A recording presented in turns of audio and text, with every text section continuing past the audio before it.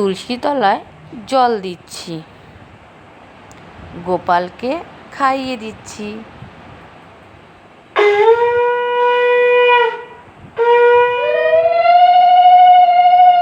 এদিকে আমার ছাদের কি অবস্থা।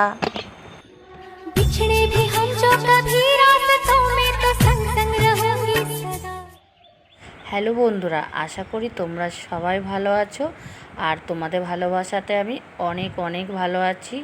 আর তোমরা তো সবাই জানো কদিন ধরে প্রচুর পরিমাণে বৃষ্টি হচ্ছিল, যার জন্য হাওয়াটাও খুব খারাপ দিচ্ছিল।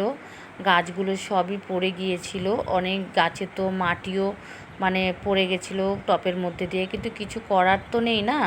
তারপরে আমি সব গাছের টপগুলো আমি নিচে নামিয়ে রেখেছিলাম, যাতে আমি পরে আবার তুলে দেবো পাঁচিলের উপরে। তো আজকে আমি সব আস্তে আস্তে পরিষ্কার করে আমি তুলে দেব।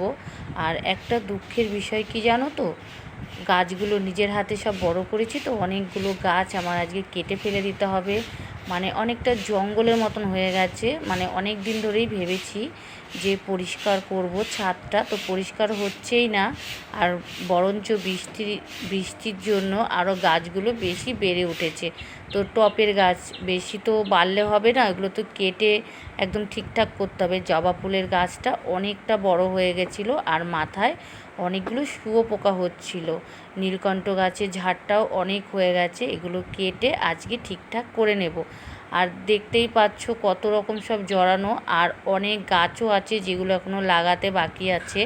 তো কিছুটা কেটেছি আমি, এই যে কেটে ফেলেছি। কিছুটা টপ দিয়ে গাছ আমি তুলে রেখে দিয়েছি, ফেলে দেবো। প্রচুর পরিমাণে তুলসী গাছ হয়েছে, তো কী আর করা যাবে, দুঃখের বিষয়। অনেকগুলো তুলসী গাছও আমি তুলে তুলে ফেলে দিয়েছি।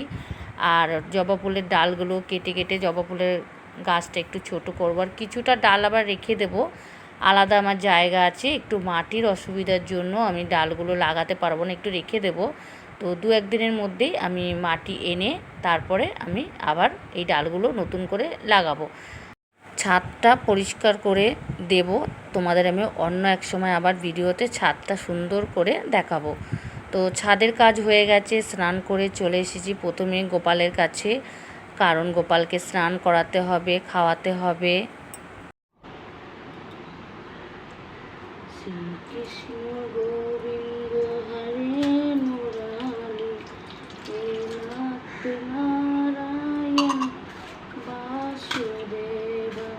শ্রীকৃষ্ণ গোবিন্দ হরে মুরারি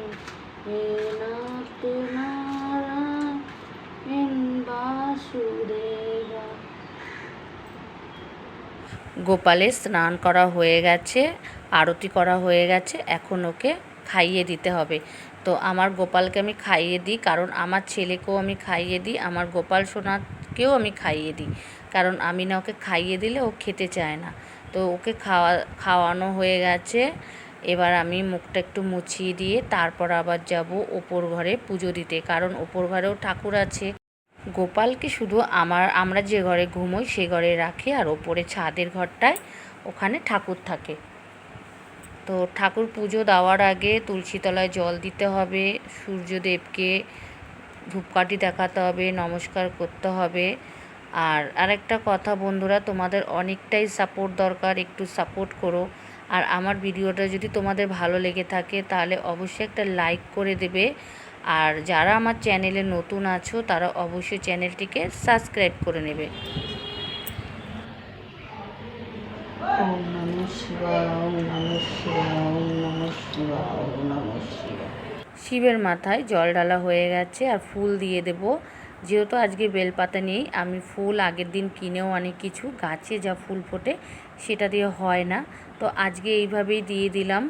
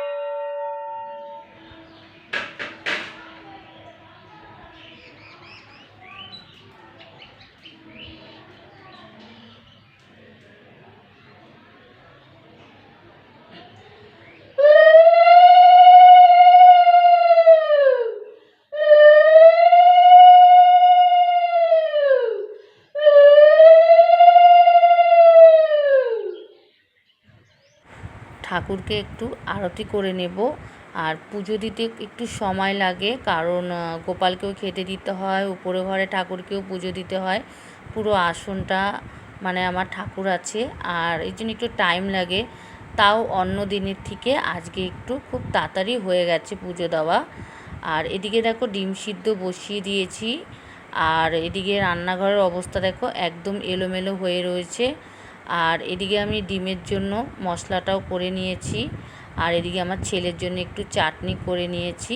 আর একটা দুধ এনেছিলাম চা খাবো বলে, যখন দুধটা বসিয়েছি তখন ছানা হয়ে গেছে, কিছু করার নেই, তো রেখে দিয়েছি ছানা করে।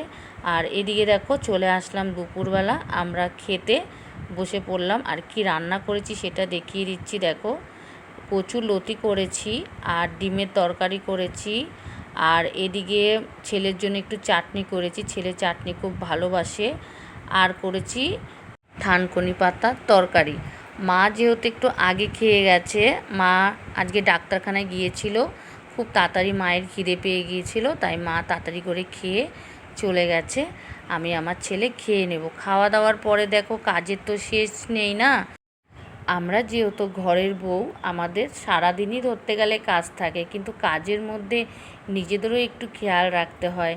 এখন দুপুরবেলা ভেবেছি যে জামা কাপড়গুলো যদি এখন আমি ভাঁজ করে রেখে দিই, তাহলে আধ ঘন্টার মধ্যে শুতে পারবো। শুয়ে উঠে আবারও ঘরের অনেক অনেক কাজ থাকে। তো কাজ করলে কাজ, না করলে কাজ নেই। অনেকেই বলে আমাদের না কাজই নেই, তোমরা যে কি করো, কত কাজ করো, আমাদের ঘরে কাজই নেই। জানি না কেন ওদের এত কাজ কম থাকে, কিন্তু আমার তো মনে হয় সারাদিন কাজ করলেও কাজ শেষ হয় না। আর আমিও একটু আস্তে আস্তে কাজ করি। আর আজকের ভিডিওটা একটু বড় হয়ে গেল, কিন্তু তোমরা একটু সাপোর্ট করো, ভিডিওটা পুরো দেখো, আর একদম কেটে কেটে দেখো না। তো চলো, টাটা।